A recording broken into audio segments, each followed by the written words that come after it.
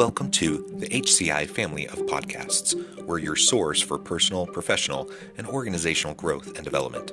We share our own original research, explore industry trends, and interview executives and thought leaders from across the globe. Join us for practitioner-oriented content around all things leadership, HR, talent management, organizational development, and change management. Maximize your personal and organizational potential with the HCI family of podcasts. Glen Wood, welcome to the conversation today. Thanks very much, John. It's a pleasure to be with you. It is a real pleasure to be sitting down with you. It's afternoon for me here south of Salt Lake City in Utah. You're joining me from Tokyo, Japan, first thing in the morning for you. And today we're going to be talking about sustainability and really what it means to be sustainable in 2025. And I really am thrilled to have a chance to have this conversation with you. Super important topic, of course. And we're really going to try to unpack this and explore some of the nuances here and really what it means, generally speaking, for sustainability, but really what organizations can be doing to be more sustainable this year and into the future. As we get started, I wanted to share Glen's bio with everybody. Glen Wood is president and co-founder of Smart Vision Logistics, a company committed to the implementation of sustainable supply chains. As an authority on the economy and parental rights in the workplace, Glen has been featured on CNN, CNBC, and the BBC, and in prominent publications like the New York Times, the Washington Post, and others. And I could go on. There's so many wonderful things about your background, but I'm going to pause there. Anything, Glen, that you would like to highlight about your own background, personal context, professional trajectory before we dive on into the conversation? Thanks very much, John. Again, it's a pleasure to be here. And that was a wonderful introduction. I'm humbled by that. But let me just say, my work and what I'm doing revolves around my own experiences, kind of what drove that. I'm happy to share what kind of drove me to this place starting 10 years ago. But more than anything, I just want to make this sustainability thing a little bit easier to understand, something more practical.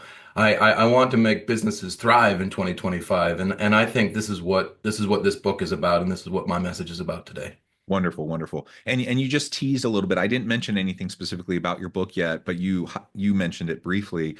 Tell us a little bit about your book, and really what drove you and your co-founder to write this. Because, books are a labor of love. They take a lot of time and energy to get out there into the world.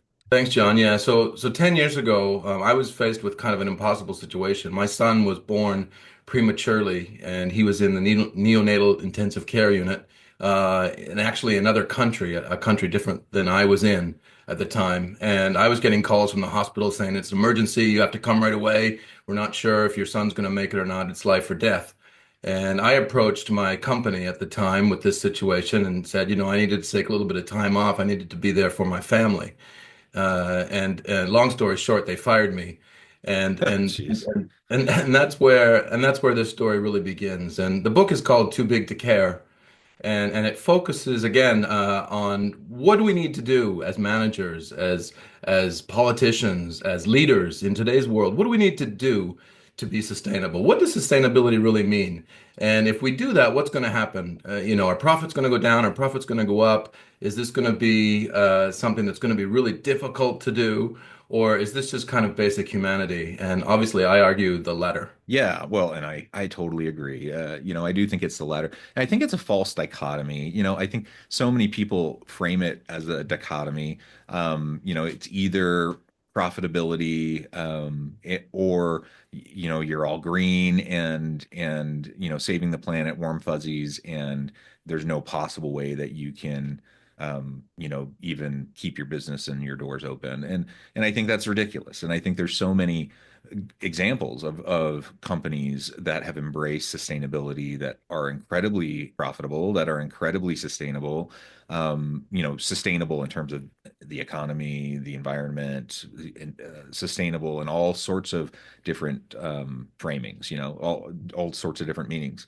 And so let's kind of dispel that myth, I think, right out of the gate, because it's just not true. And there are so many examples that we could provide of that. And while I'm sad that you had that experience, I appreciate the example that you shared about your own, family and your own experience of being let go for that. I've had similar experiences, not quite that extreme, but I've had similar experiences where you just have a heartless corporation who it's almost bewildering how just tone deaf and just blinded to like a basic human situation, sometimes a company might be when, in reality, like human to human, anyone would look at that and they'd say, of course, take time for your kid, take time for your family.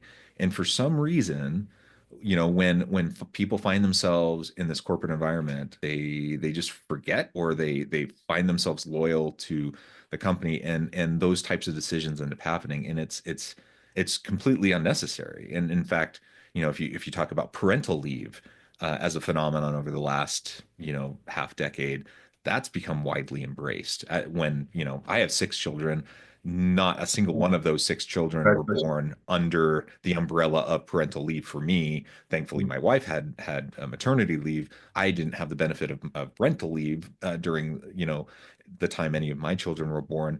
And yet, nowadays it's just common. And so things do change, and gratefully, organizations do start to wise up to those sorts of things.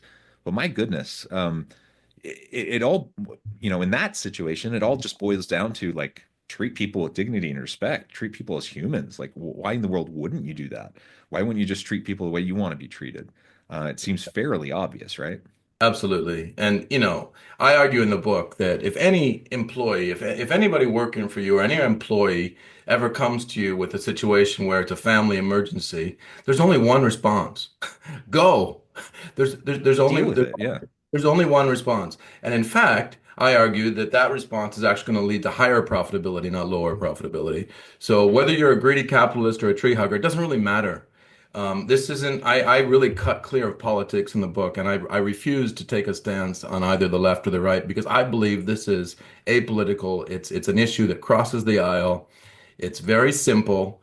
And in fact, if you follow these basic principles that I highlight in the book, you're going to end up being more profitable in 2025. And if you don't follow these principles, you're going to have a problem with it as an ongoing concern for your business.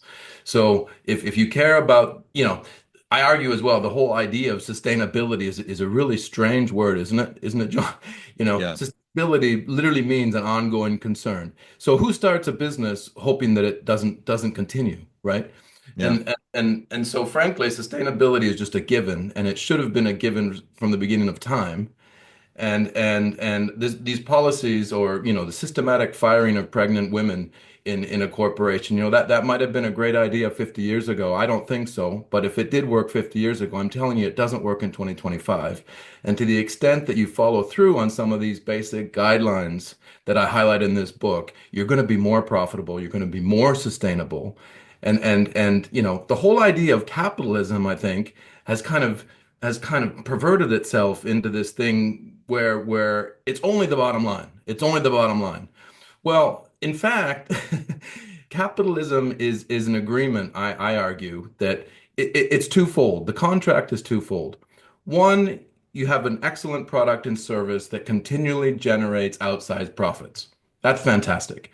The Hmm. other half of the agreement here, the other half of the contract of capitalism for a corporation or an economy is to add extraordinary value to society. Yeah. And these two are inextricably linked. You can't separate these two. In 2025, if you try to tear these two apart, you're going to tear your business apart. Yeah. Yeah. Completely agree. And there's lots of different ways of framing it. We have, if we're talking about the environmental sustainability piece, you have triple bottom line, ESG, stakeholder capitalism. You have all these different frameworks for thinking about environmental sustainability. If you're just talking about other forms of like people-centric sustainability, you mentioned things like simple equal employment opportunity. We can talk about diversity, equity, inclusion, and belonging initiatives, those sorts of things. Like there's all sorts of different ways to look at it. The bottom line, though, is we're treating people like human beings. We're Exactly. treating people with dignity and respect. We're not taking people or the environment or external stakeholders or whatever, we're not taking them for granted, right? We're treating everyone as though they're part of a valued whole. Society as a whole is part of what we're considering. It's not just us in our little business thinking, how can we make as much money as we possibly can as short of a time as we possibly can and exploit whatever we possibly can in order to make that happen, because we all know we're part of a larger system. That's right. And if we're going to continue to, and it's all interrelated, right? And if we're going to continue to add value and make money, and we have to continue to have to function within that relationship and that system, right? That's Absolutely. not rocket science. Like, that makes sense, and I think everyone understands that you have to, like, that's built on trust, and if you exploit, whether that's exploiting labor or the environment or consumers or whatever, that trust breaks down and you can't do it anymore, right? That's right. That's right. Exactly. So, I think there's three main principles that we've already talked about here, but just to highlight where we are. One, putting people first. You have to put people first, and you have to schedule time to listen to your people. It sounds so basic, but we schedule all these meetings, we schedule all these flights and business trips and family excursion. We schedule all these things, but in all my experiences as a corporate officer, I've rarely seen in anybody's schedule the time to just sit down and listen to people, Mm. and listening to people and figuring out where people are at and meeting people where they're at and meeting people's needs is one of the core things. The Can second I is add just, to that? Can I add to Lord, that real please, quick? please. Because I have seen on occasion where people will schedule, like, a new executive will come in and they'll say, I'm going to schedule meetings. I'm going to do a listening tour. I'm going to schedule listening meetings. To your point, like, they'll say they get it, and they'll say, I need to do this. I need to go listen. I've seen people do that. The question is, are they really listening? Are they really going around trying to understand what people are thinking and where they're coming from? Or is it performative? And are they only acting like they're listening? And are they only doing it because they think that's what they're expected to do? And in my experience, it's almost always only performative.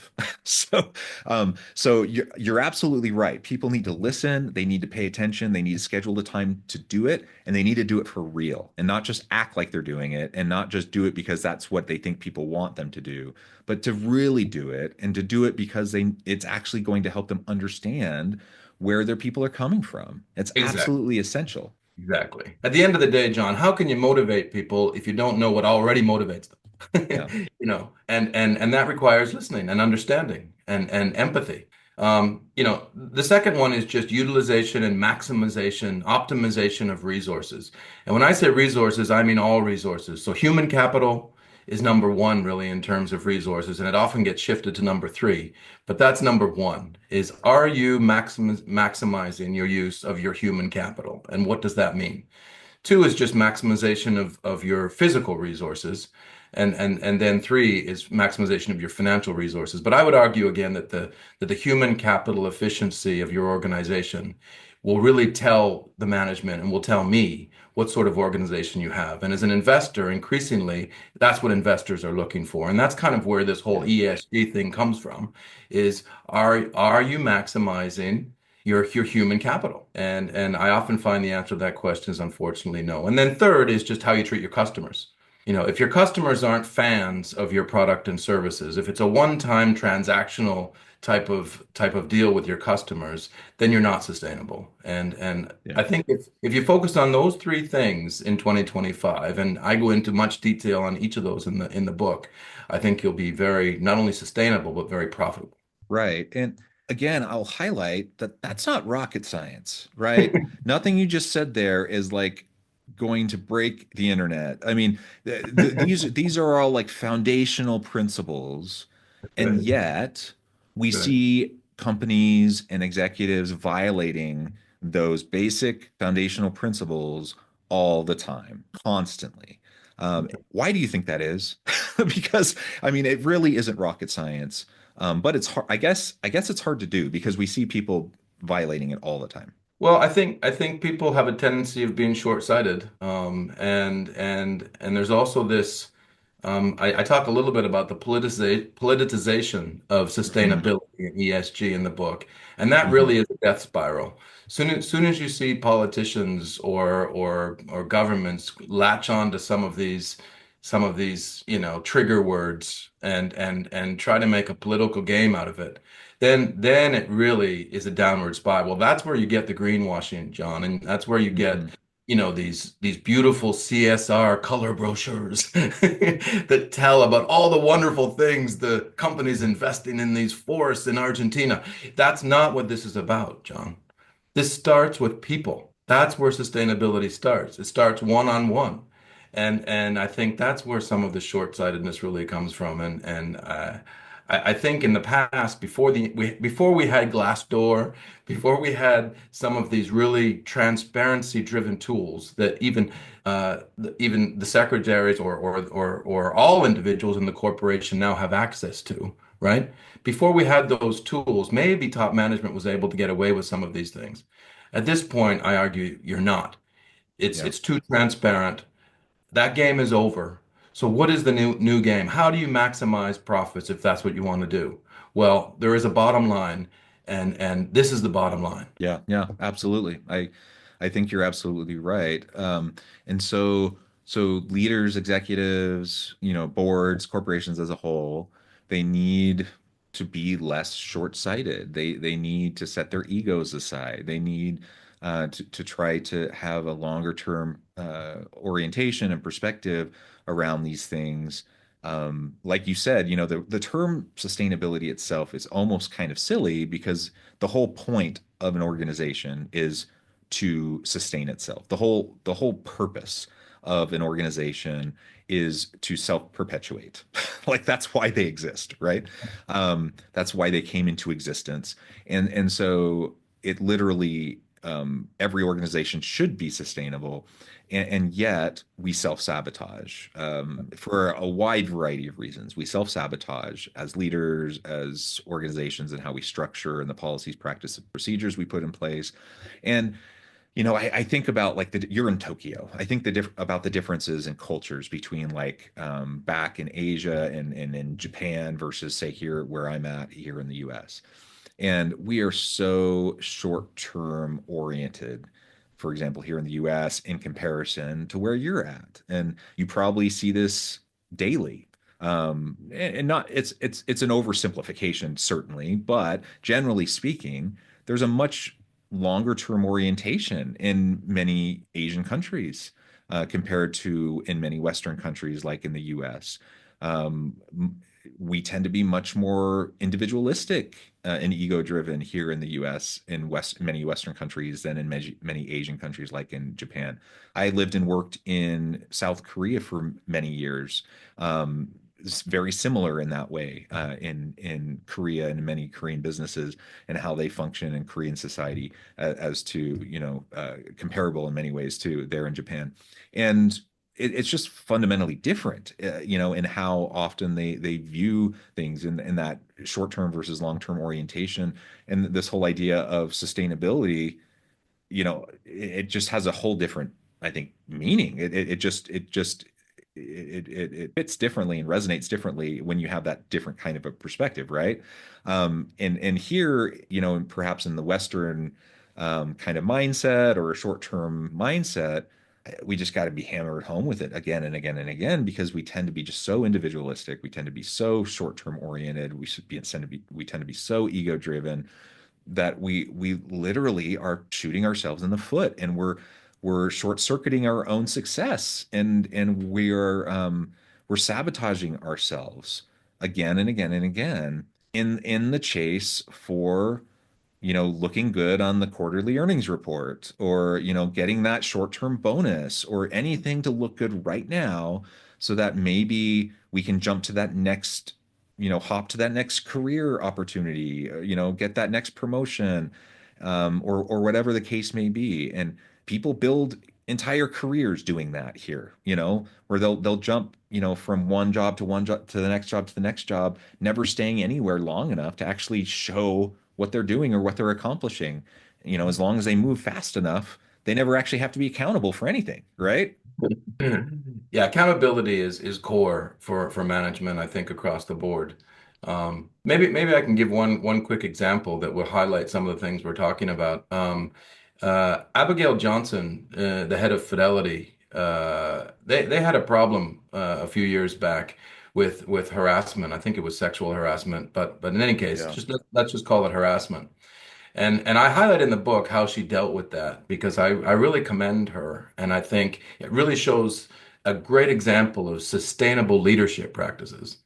So, sustainable leadership is, it begins with the truth and understanding kind of really what's going on.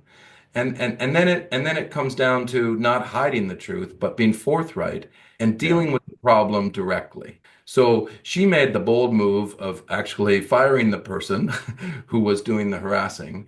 And then she moved her office to the floor of where this problem had actually happened. So she could see it directly and deal with it one on one. And as a result, the problem was resolved. Yeah. And it's a great example of top leadership taking things into their own hands, no smoke and mirrors, no hiding the truth, no fuzzy, no trying to protect the perpetrator, but actually dealing with the situation, firing the person who did the offense, and then being on the floor and managing people, even as top management, to make sure this never happens again. And I think it's that type of leadership. It's kind of the antithesis of what you mentioned a minute ago of this short-term job hopping. Someone who Yeah. is firmly grounded as an owner in the business, has stake in the game, is accountable to shareholders, and follows through with the truth and moves the situation forward. That's true sustainable leadership and true sustainable management. And we need more of that today, John. Yeah, yeah. So what would you say? I think most people listening are well-intentioned. Most people listening are thinking, yeah, yeah, they're nodding and they're saying, yeah, these are things we need to do. We need to have longer term perspective. We need to be more sustainable. Most people are agreeing and they're saying, yeah, we need to do these things.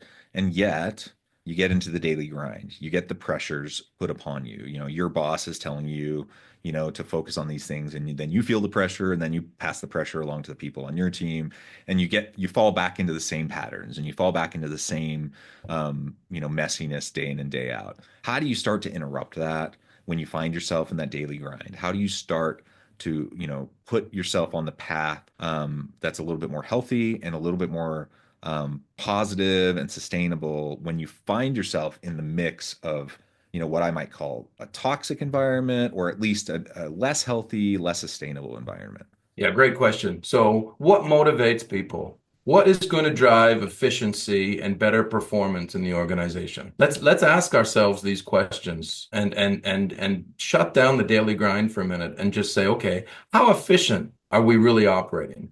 How, are our people satisfied? If people aren't excited about coming to work, John, the chances of them being efficient, motivated employees are pretty low. Yeah. So how do we motivate them and get them excited about coming to their job? And then, you ask, first of all, you have to ask yourself that same question, right? Are you excited and motivated about going to your job? Do you wake up early because you're thrilled to get into the office? Well, I do. And I think that's kind of the key of where all this begins. If you're if you're not excited and driven and passionate about what you're doing, and you cannot pass that and motivate that, you cannot pass that on to your employees, then you're not likely going to be sustainable. And so, it comes back to people management. It comes back to what's already motivating your people. It comes back to resource utilization. Are you maximizing the use of your human capital? Are you micromanaging? If you're micromanaging, then something's wrong. Your people aren't motivated to do what they're supposed to be doing because micromanagement is kind of the antithesis of motivated, happy employees. And so getting back to the whole sustainability thing, it's kind of an oxymoron, as we discussed.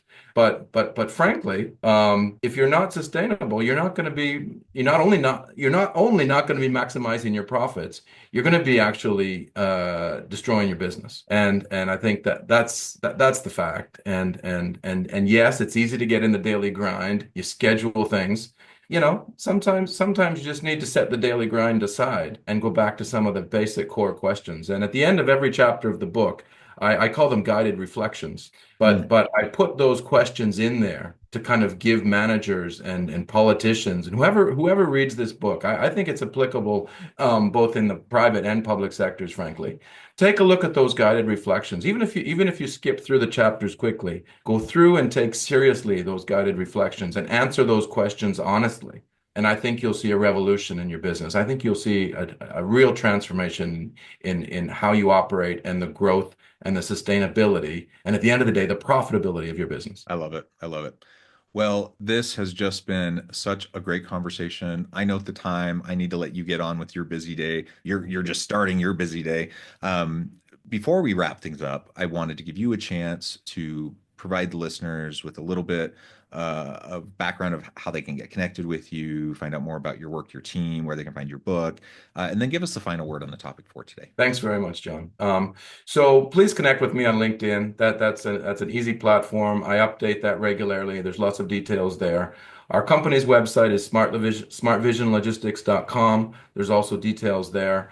I have a web page around parental rights because I think parental rights is kind of the core of sustainability. If people don't have the opportunity to have a family and a career, well, Mm. you're not sustainable.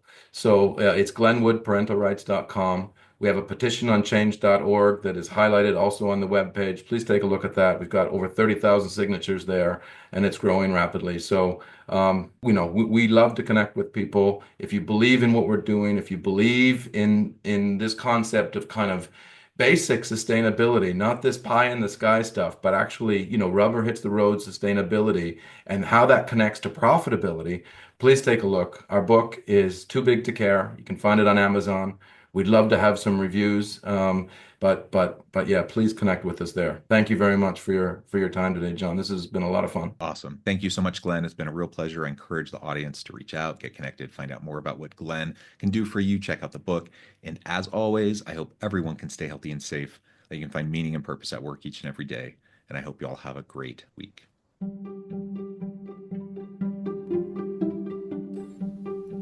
Thanks for joining us for this episode of the podcast. We hope you stay healthy and safe, and please join us again soon.